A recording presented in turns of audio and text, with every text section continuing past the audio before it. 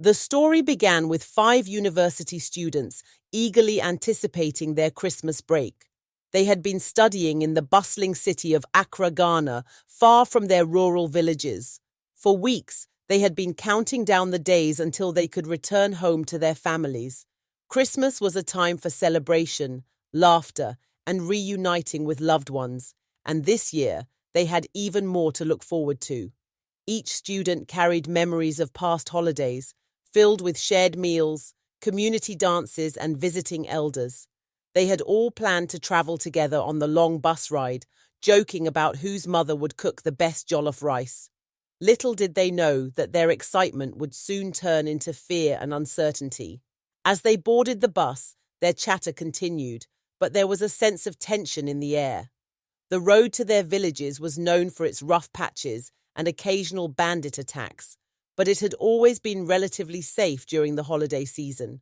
The landscape outside the bus window was lush with greenery, and children waved as they passed. But halfway into their journey, the bus was suddenly surrounded by masked men, armed with machetes and guns. The students' laughter turned into screams of terror as they were herded off the bus and into the surrounding forest. Panic spread among them as they tried to understand what was happening. The kidnappers were relentless, demanding money for their release. The students' dreams of a peaceful holiday were shattered in an instant. As the students were led deeper into the dense forest, they clung to each other for comfort. The fear in their eyes was palpable as they tried to grasp the reality of their situation. The kidnappers had separated them into different groups, and their pleas for help fell on deaf ears. Each student was left to wonder what their fate would be. The forest was eerily silent except for the crunch of leaves underfoot and the occasional distant bird call. They could see the night closing in, casting long shadows over the landscape. One student, Grace, who was studying psychology, tried to offer some reassurance, suggesting they stay strong and think of their families, but the others could hardly bring themselves to speak. The grim realization settled in. This was no ordinary kidnapping. It was a form of modern slavery, exploiting the vulnerabilities of rural students for ransom. As the hours passed, the students were given only sporadic sips of water and no food.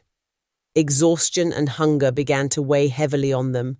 They huddled together for warmth, sharing stories from their childhoods to keep their spirits up. "We have to believe we will make it through this," said John, a political science major, his voice barely above a whisper. But the fear of the unknown was palpable in every word. The kidnappers continued to move them further into the forest, their only goal being to avoid detection. The students tried to remain hopeful, but hope was slipping away with each passing hour. The setting of the African forest added to the sense of isolation and vulnerability, as if they were being swallowed up by the wilderness. This wasn't just a battle for survival. It was a test of their will to stay united and resist the fear that threatened to tear them apart. Back in their villages, the parents of the kidnapped students were in a state of panic. They had not received any word from their children, and the silence was deafening. As soon as the news of the kidnapping spread, community members rallied together. They knew this was a time for action, not just grief. Elders gathered to discuss the situation, trying to come up with a plan. Some wanted to go directly to the forest to search for their children, but others cautioned against it. The authorities were called in, but their response was slow. The villagers were determined to find their loved ones and bring them home for Christmas. Every available phone was used to spread the word, and soon news of the kidnapping reached local media. This tragedy struck at the heart of the community, but it also sparked a collective determination to fight back. The search teams began organizing, with groups combing through the forest in search of any sign of the missing students. Relatives of the kidnapped students volunteered to lead the effort, knowing the terrain well. They knew this was their best chance of finding the students before it was too late. The forest was vast, and tracking them down would be a challenge, but the families were not willing to give up. As the days passed, the search became more organized, with some villagers organizing roadblocks to prevent any movement in or out of the area. It was a grim reminder of the harsh realities they faced, but it also showed the strength of the community's resolve. They were united in their goal to bring their children back home safely. The villagers knew the forest was a dangerous place, but they were ready to face that danger together. As the days turned into weeks, hope began to wane among the villagers.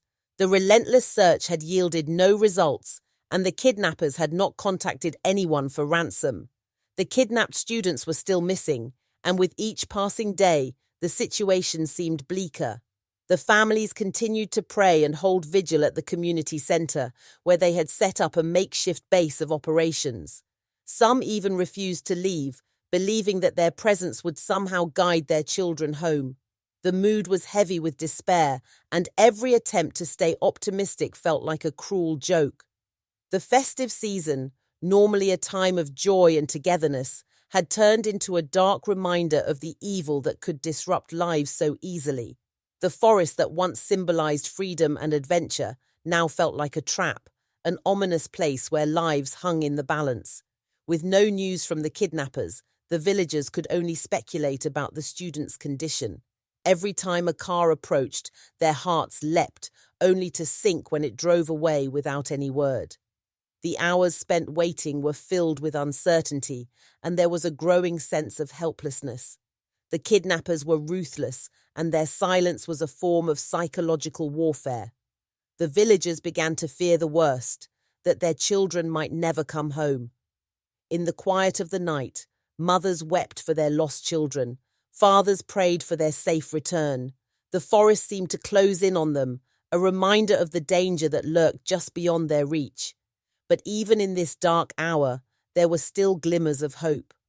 The villagers refused to let go of the belief that they would find their loved ones, even if it meant holding out for months or years. Finally, after weeks of anguish, there was a glimmer of hope. A local hunter, familiar with the forest, stumbled upon a small clearing where he saw faint traces of a campfire. The sight of the clearing brought renewed hope to the villagers. They quickly organized a search team, this time led by experienced trackers who knew the forest like the back of their hands. The team moved cautiously, following the signs left behind by the students, discarded clothing, footprints, and a few empty water bottles. It was a long shot, but the hunters' discovery gave them a starting point. The news of the possible location reached the community, and for the first time in weeks, there was a sense of purpose and urgency. They were not just looking for the students now, they were on a mission to rescue them. The search team moved quickly through the forest, guided by the hunters' information. The hope of finding the students alive was a powerful motivator, and it drove them to press forward despite the physical exhaustion and the fear of encountering the kidnappers. The forest was dense, but the trackers were determined to navigate through it, calling out to the students in a chorus of hope and encouragement.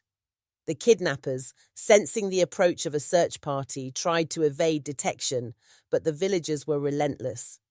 The clearing where the fire had been seen seemed like their best chance of finding the students before they were moved again. As the sun began to set, the searchers could see a faint light in the distance, a fire flickering among the trees. It was a sign of life, and it gave everyone a renewed sense of purpose. When the search team finally reached the clearing, they were faced with a tense standoff. The kidnappers were well armed and unwilling to let go of their hostages without a fight. Negotiations began, with the villagers acting as intermediaries. The authorities were called in, but they were cautious, knowing that any wrong move could jeopardize the lives of the students. The parents of the kidnapped students stood firm, demanding that their children be released immediately. They offered whatever they could, money, food, medical supplies, as a gesture of goodwill. The kidnappers were wary but willing to engage in talks.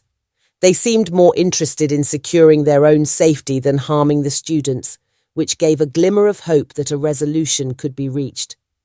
As night fell, the talks continued under the watchful eyes of the authorities. It was a delicate balancing act, ensuring the safety of the students while negotiating for their release. The villagers were on edge, waiting for any sign that their children might be set free. The kidnappers were not asking for exorbitant ransoms, which suggested they were more interested in a quick getaway than engaging in prolonged captivity. The parents remained calm, offering reassurance to their children through intermediaries. It was a tense waiting game, but the collective determination of the community and the unity among the families gave them strength. The atmosphere in the clearing was tense, but not without hope. The villagers knew that they were close to bringing their children home, and they were willing to do whatever it took to make that happen. The negotiations reached a critical point, as both sides realized they needed to act fast. The villagers, together with the authorities, decided to launch a rescue operation. The plan was risky, but it was the only way to ensure the safety of the students. Under cover of darkness, a group of well-prepared law enforcement officers, alongside local volunteers, moved in to surprise the kidnappers. The rescue team worked quickly, using the terrain to their advantage. They knew that the element of surprise was their best weapon. The villagers watched from a distance, their hearts pounding as they hoped for a positive outcome.